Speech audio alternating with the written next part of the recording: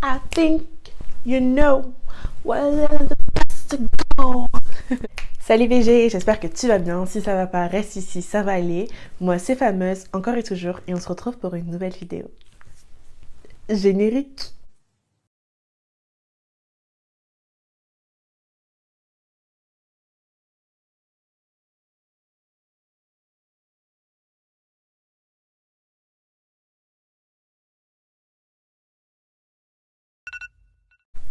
Alors on se retrouve pour une nouvelle vidéo assez spéciale vu que c'est un nouveau concept sur ma chaîne qui s'appelle Fameuse Fais-moi peur. Qui du coup va consister à vous faire peur à travers des documentaires que je vais trouver qui sont soit super naturels ou soit juste flippants.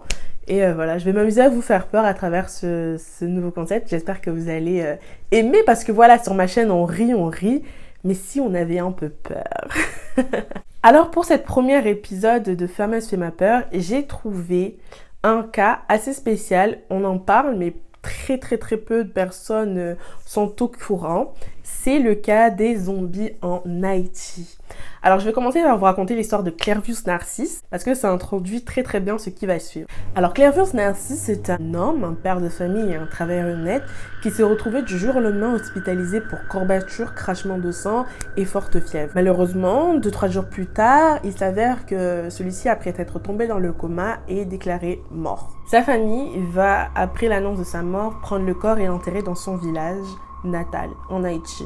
L'histoire pourrait s'arrêter là, mais si elle s'arrête là, je ne ferai pas cette vidéo. 18 ans après, en 1980, Angela Narcisse, qui est la sœur de Clervius Narcisse, va apercevoir son frère, Clervius, au marché de Port-au-Prince.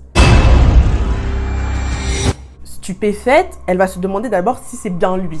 Donc elle va aller devant lui et lui parler, et il s'avère que c'était bel et bien son frère. Mais qu'est-ce qu'il fait là? Il devait être mort, on l'a enterré. Alors on va lui demander, mais où était-il? Comment c'est possible? Et Clervius Narcisse va répondre à tout le monde qu'il a été victime de zombification par son frère pour cause d'héritage. Alors la zombification dans la culture vaudou, c'est le fait de tuer médicalement quelqu'un pour le faire passer comme mort, mais cette personne sera à l'intérieur toujours consciente et va assister à son propre enterrement.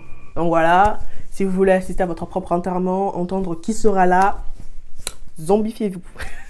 Et vraiment, la zombification est considérée comme la pire sanction ultime, voire pire que la mort. Et elle est effectuée par les Bokors. Les Bokors, dans la religion vaudou, sont des sorciers ou ougans, prêtres, qui louent leur service. On dit d'eux qu'ils servent les Awas des deux mains, ce qui veut dire qu'ils pratiquent à la fois la magie noire et la magie bénéfique. Leur magie noire inclut la création des zombies et celle des Wangas, des talismans qui abritent des esprits. La question est comment les Bokors s'y prennent-ils? Comment tuer quelqu'un et ensuite le faire revivre? Alors c'est à l'aide du poisson globe qui détient une substance que l'on appelle la tétrotoxine qui est 1000 fois, voire 1 million de fois plus fort que la cocaïne. Alors à l'aide de cette substance, ils vont y faire un mélange avec quelques plantes et à ce contact, la victime va tomber dans un état totalement paralysant, voire de coma, et il sera toujours conscient, mais son rythme cardiaque va tellement baisser qu'on va le considérer comme mort.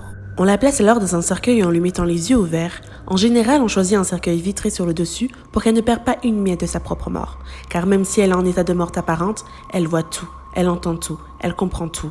Sans mauvais jeu de mots, et selon quelques témoignages, elle est morte de peur. La victime, après avoir passé quelques jours, je ne pense pas plus de 2-3 jours, dans son tombeau, qui be like, c'est pas drôle. Le Bokor va venir le déterrer et va lui administrer un antidote. Cela, oui, va le réanimer, mais va le rendre dans un état où il n'aura plus de libre arbitre. Il sera un légume conscient, totalement conscient à l'intérieur, mais qui n'est plus libre de ses faits et gestes. Alors ces victimes vont être revendues par ces Bokors à d'autres sorciers ou d'autres personnes qui sont conscients de ce qu'elles achètent pour justement les faire travailler dans des champs la nuit en Haïti pour n'éveiller aucun soupçon. Et pour les garder dans cet état, ils vont continuellement les droguer. Et c'est totalement ce qui est arrivé à Clervius Narcisse, qui lui a eu de la chance puisque un jour, son maître, celui qui le détenait, a oublié de droguer ses esclaves. Un esclave avec son libre arbitre a tué ce maître-là et Clervius Narcisse a en profité pour s'enfuir. Traumatisé et affaibli par ce qui lui est arrivé, il va longtemps se cacher en attendant la mort de son frère par peur de ces représailles. À l'époque, les cas de zombification n'étaient pas du tout connus du grand public, jusqu'en 1982 où la BBC a commencé à s'intéresser aux témoignages de Clavus Narcisse et à y faire un documentaire. Ensuite, les réelles études scientifiques sur ces zombies, attention, zombies sans E, a été faite par deux hommes qui est Lamarck Douang et Watt Davis. Mais il faut savoir que le cas de Clavus Narcisse n'est pas le premier cas de zombie, mais c'est celui qui a pu faire connaître le phénomène. En 1926, William Seabrook, un journaliste américain, s'est intéressé au cas de zombification. Il s'est alors rendu directement en Haïti, s'est lié d'amitié avec ses vaudous, ses croyants, et a même réussi à faire partie d'une séance d'occultisme de zombification. Et il va alors par la suite écrire un livre qu'il va nommer The Magic Island, où on pouvait y lire qu'il disait sur le cas de zombification: ma première impression des zombies travailleurs fut qu'ils avaient vraiment quelque chose de bizarre.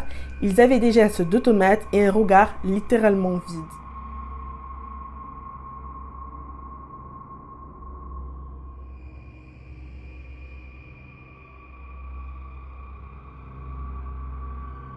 Il faut savoir que plusieurs autres cas sont recensés chaque année, plus de 1000 cas sont recensés chaque année de zombification. Donc voilà, en quelque sorte, les zombies, ça existe, mais c'est pas ce qu'on croit. Et bien voilà, on arrive à la fin de la vidéo, j'espère que ça t'a plu. N'hésite pas à liker, à t'abonner et je veux vraiment savoir ce que tu en penses toi de la zombification, des zombies, etc.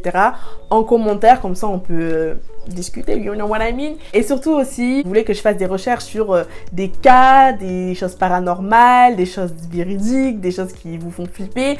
Tout se passe sur Instagram, venez me demander, ok? Allez, je vous embrasse.